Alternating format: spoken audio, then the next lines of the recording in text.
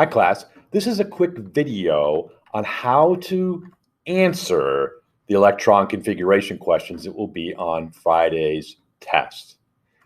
So in Wednesday's folder and Thursday's folder, there is a link to the practice quiz. It's the same quiz. And what I want you to do, I want to go through here and show you how I want you to answer this kind of a question. I'll answer one of them, and then I'll ask you guys to look at this practice quiz. There's no points on the quiz, but it'll give you the practice first so you can see how to do this before Friday. So in this particular case, we're asking you to give the full electron configuration for the element fluorine. Now remember how we do electron configuration, we start at the top left of the periodic table and we read ourselves across the periodic table. So if we look at the first row of the periodic table, right, that's where we're going to put it. We're at our first energy level, and our first row of the periodic table only has our S part. It only has an S block. Remember, helium really belongs in that S block. And there are two atoms in that first part, that first row's S block. And that's all there is in the first row. So we continue reading on, and we go read on into our next row, our second row.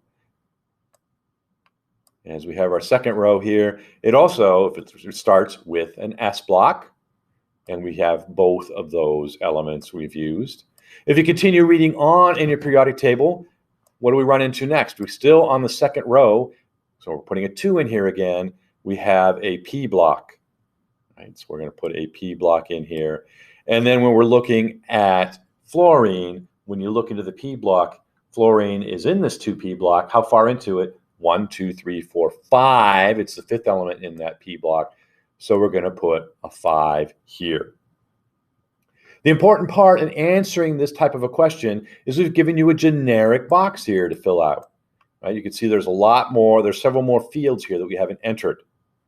Right? This is where we need you to enter in NA for any ones that you do not need to use. So I'm going to want you to put NA in all these spots. Right? I know it's a little bit of a pain, but this is the only way we can use the quiz to show, for you to show us that you know the electron configuration of a given element. Okay, if you have any questions, please send me an email.